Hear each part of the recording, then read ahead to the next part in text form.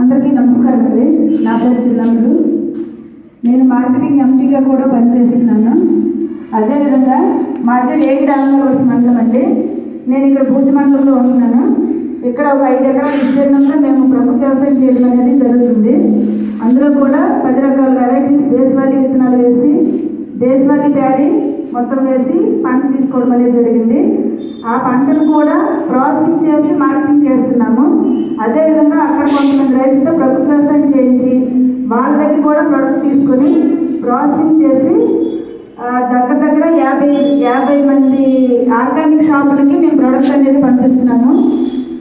మన జిల్లాలోనే కాకుండా ఇతర జిల్లాలకు కూడా పంపించడం అనేది జరుగుతుంది. అదేవిధంగా మేము ప్రాసెసింగ్ చేసేటప్పుడు కూడా కొన్ని పద్ధతులు అనేవి పాటిస్తున్నాము.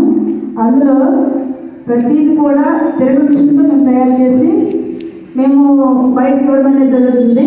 ఎక్కడ కూడా ఐరన్ అనేది వాడకుండా హ్యాండ్ మేడ్తో మనుషులు పెట్టి మనుషులతో చేయించి ప్రతి ఒక్కటి కూడా నాణ్యతతో మేము తయారు చేసి ఇవ్వడం అనేది జరుగుతుంది సార్.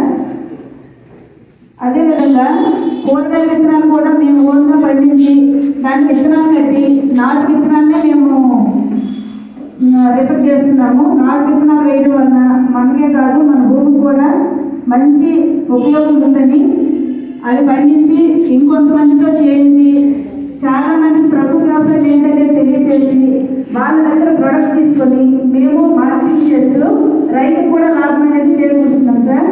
రైతుకి ఎలా లాభం అంటే 100 రూపాయలు ఖరీదు చేసేది 110 రూపాయలకి తీసుకోవడం జరుగుతుంది. అదేవిధంగా అక్కడ ఉన్నప్పటికీ ఇంకొంతమంది పిఓపి రైతులకు పని కూడా కల్పించడం అనేది జరుగుతుంది సార్. ఆ పని కల్పించడం ద్వారా చాలా మంది ప్రకృతి వ్యవసాయం చేయడానికి ముందుకు వస్తున్నారు. ఎందుకంటే ప్రొడక్ట్ కావాలంటే ముందు ప్రకృతి వ్యవసాయం చేయాలి. చేసిన తర్వాత వచ్చిన ప్రొడక్ట్ ప్రాసెసింగ్ చేసి మార్కెటింగ్ చేయాలి. అంతే సార్. Thank you.